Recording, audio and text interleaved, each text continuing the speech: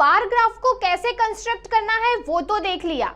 अब सपोज करो कि एक क्लास में 6 स्टूडेंट्स है और ये स्टूडेंट्स के फर्स्ट टर्म एग्जाम और सेकेंड टर्म एग्जाम में साइंस में कितने मार्क्स आए हैं उसका एनालिसिस उनकी टीचर को करना है। तो उसी के लिए उन्होंने सभी स्टूडेंट्स के मार्क्स कलेक्ट किए, वैसे ही सेकेंड टर्म के मार्क्स भी कलेक्ट किए। अब ये फर्स्ट टर्म और सेकेंड टर्म का उन्होंने बार ग्राफ कंस्ट्रक्ट किया। तो अब ये दोनों ग्राफ को एनालिसिस करना, उनके रिजल्ट को कंपेयर करना थोड़ा डिफिकल्ट हो जाएगा। तो उसी के लिए अगर ये दोनों ग्राफ को कंबाइन किया जाए, यानी अब ये ग्राफ में फर्स्ट टर्म और सेकेंड टर्म दोनों के ग्राफिकल रिप्रेजेंटेशन हो और तब एनालिसिस करना हो, तो वो इंडिविजुअल डेटा से आसान रहेगा।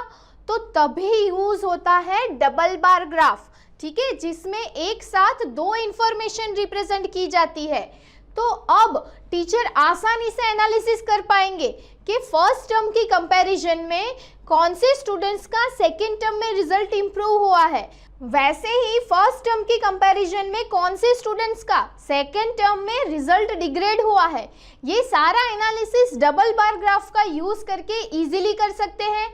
तो जब कोई दो इंफॉर्मेशन एक ही ग्राफ में रिप्रेजेंट की हुई होती है तो उसको डबल बार ग्राफ कहते हैं। और अब हम उसी के रिलेटेड कुछ क्वेश्चंस करेंगे जिसमें डबल बार ग्राफ ऑलरेडी दिया होगा और उसी के बेस्ड कुछ क्वेश्चंस होंगे जिसका एनालिसिस हमें करना है, ठीक है। तो चलो क्वेश्चन देख लेते हैं। तो जैसे कि डबल बार ग्राफ के बारे में देख लिया है तो उसी के रिगार्डिंग ये फर्स्ट क्वेश्चन है और क्वेश्चन में ग्राफ ऑलरेडी गिवन है, उसी के बेस्ड कुछ क्वेश्चंस दिए हुए हैं जिसका आंसर हमें ये ग्राफ को ऑब्जर्व करके फाइंड आउट करना है। ओके, तो रेडी हो ना? तो फर्स्ट क्वेश्चन देखते हैं। देखो फर्स्ट क्वेश्चन में क्या दिया हुआ है, what information is given by the bar graph, यानी ये जो बार ग्राफ दिया हुआ है वो क्या इंफॉर्मेशन रिप्रेजेंट कर रहा है। तो जैसे कि हम देख सकते हैं कि एक्स एक्सिस पे वेरियस स्टेट्स हैं और वाई एक्सिस पे क्या है, प्रोडक्शन, और वो प्रोडक्शन किसका है, राइस एंड व्हीट का। तो ये ग्राफ क्या रिप्रेजेंट कर रहा है कि कौन से स्टेट में कितना राइस का और कितना व्हीट का प्रोडक्शन हो रहा है, राइट। तो फर्स्ट क्वेश्चन का आंसर तो मिल गया। क्या लिख सकते हैं हम, the bar graph gives the information regarding rice and wheat in various states of India.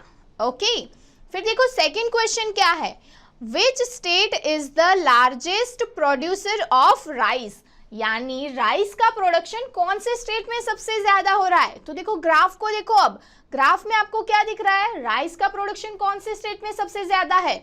तो उत्तर प्रदेश नहीं, वेस्ट बंगाल में सबसे ज्यादा है। तो हम क्या लिख सकते हैं, West Bengal is the largest producer of rice. तो जैसे हमने राइस के लिए देखा वैसे ही अब नेक्स्ट क्वेश्चन रिगार्डिंग व्हीट है कि व्हीट का प्रोडक्शन सबसे ज्यादा कौन से स्टेट में हो रहा है। तो वो भी क्लियरली इंडिकेट हो रहा है कि उत्तर प्रदेश में।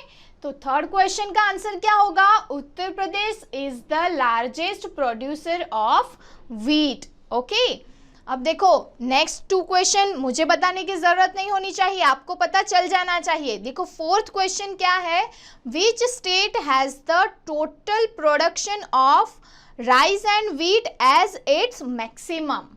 ओके, तो देखो यहाँ पे टोटल प्रोडक्शन की बात की हुई है और वो भी सबसे ज्यादा। तो अब हमें ये ढूंढना है कि कौन से स्टेट में व्हीट और राइस का टोटल प्रोडक्शन सबसे ज्यादा है। तो ये बार ग्राफ को अगर हम ध्यान से देखें तो यहाँ पे फिर से अगेन आंसर क्या रहा है, उत्तर प्रदेश। उत्तर प्रदेश में ही सबसे ज्यादा है, राइस का भी और व्हीट का भी, यानी टोटल प्रोडक्शन उसमें ही ज्यादा है। तो हम क्या लिख सकते हैं, Uttar Pradesh has the maximum total production of rice and wheat. वैसे ही अब नेक्स्ट क्वेश्चन में सबसे मिनिमम टोटल प्रोडक्शन की बात की हुई है कि कौन से स्टेट में सबसे मिनिमम टोटल प्रोडक्शन हो रहा है, राइस एंड व्हीट का। तो वो भी क्लियरली दिख रहा है ना। यहाँ पे आप देख सकते हो कि मध्य प्रदेश में सबसे कम प्रोडक्शन है। तो हम क्या लिख सकते हैं कि Madhya Pradesh has the minimum total production of rice and wheat, right. तो इसी तरह का ग्राफ अगर हमें कोई भी दिया गया हो और ऐसे ही अगर हमें एनालिसिस करना हो तो वो इजीली हो जाएगा, है ना। तो जैसे कि हमने डबल बार ग्राफ का एनालिसिस किया, वैसे ही अब डबल बार ग्राफ को कंस्ट्रक्ट कैसे करना है। तो देखो ये थोड़ा बहुत बार ग्राफ के सिमिलर ही है, तो हम एक एग्जाम्पल के साथ ही समझते हैं।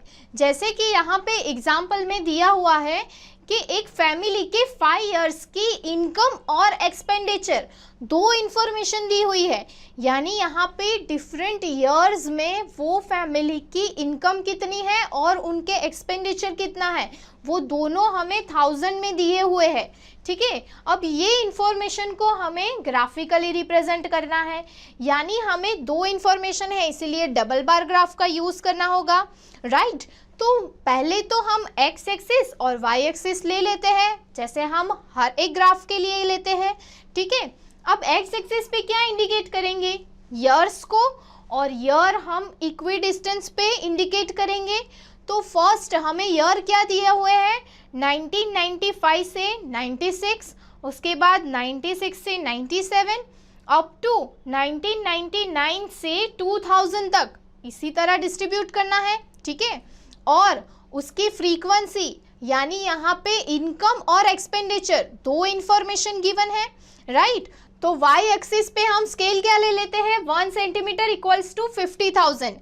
ठीक है, तो यहाँ पे 50, 100, 150, 200, 250, इसी तरह से हम इंडिकेशन करेंगे। ठीक है, अब देखो यहाँ पे दो इंफॉर्मेशन हमें पैरेलली बतानी है। ठीक है, तो पर्टिकुलर 1 इंटरवल लेते हैं, वो कौन सा दिया हुआ है, फर्स्ट ईयर हमें दिया हुआ है 1995 से 96। तो ये जो फर्स्ट ईयर है, ओके, उसकी फ्रीक्वेंसी, यानी यहाँ पे हमें इनकम और एक्सपेंडिचर दोनों कितना दिया हुआ है, तो दोनों हमें दिए हुए हैं 100 और 80। ठीक है, तो सबसे पहले हम इनकम ड्रॉ कर लेते हैं। तो यहाँ पे इनकम वाई एक्सिस पे 100, यानी यहाँ से यहाँ तक आएगा। वैसे ही उसका एक्सपेंडिचर है 80, तो 80 यानी उसके बाजू में ही हमें ग्राफ कंस्ट्रक्ट करना है। ठीक है, तो उसके बाजू से ही 50 से 30 आगे, यानी 80 यहाँ पे आएगा।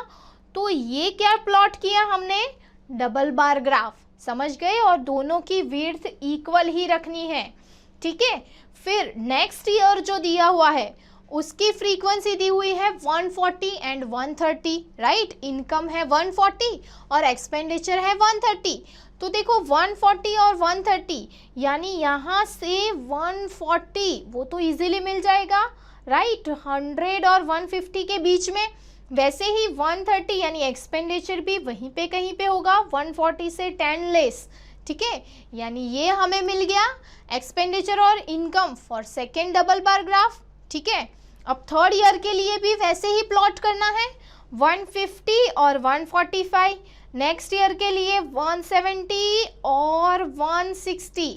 ओके, और लास्ट ईयर जो दिया हुआ है 1999 से 2000 में, उसमें हमें इंफॉर्मेशन दी हुई है 210, इनकम है 210 और एक्सपेंडिचर है 190। तो पहले देखो इनकम प्लॉट कर लेते हैं, इनकम 210 यानी यहीं पे कहीं पे होगी, और 190 यानी 150 से आगे।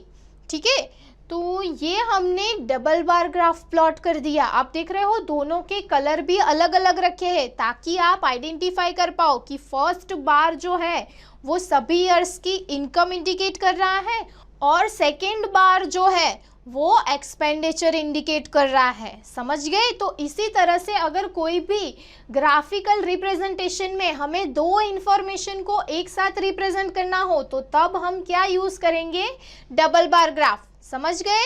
तो स्टूडेंट्स, अगर ड्रोन स्टडी के ये वीडियोस आपको अच्छे लग रहे हैं तो आप प्लीज इनको लाइक करें, सब्सक्राइब करें, कमेंट्स लिखें, स्टूडेंट्स अपने थॉट्स बताएं, हमारे साथ शेयर करें कि आप और क्या चाहते हैं। और इतना ही नहीं स्टूडेंट्स, सबसे इंपॉर्टेंट नीचे शेयर बटन पे क्लिक करें और अपने दोस्तों के साथ इन वीडियोस को व्हाट्सएप और फेसबुक पे शेयर करें स्टूडेंट्स, ताकि वो भी इन वीडियोस का फायदा उठा सकें स्टूडेंट्स, राइट।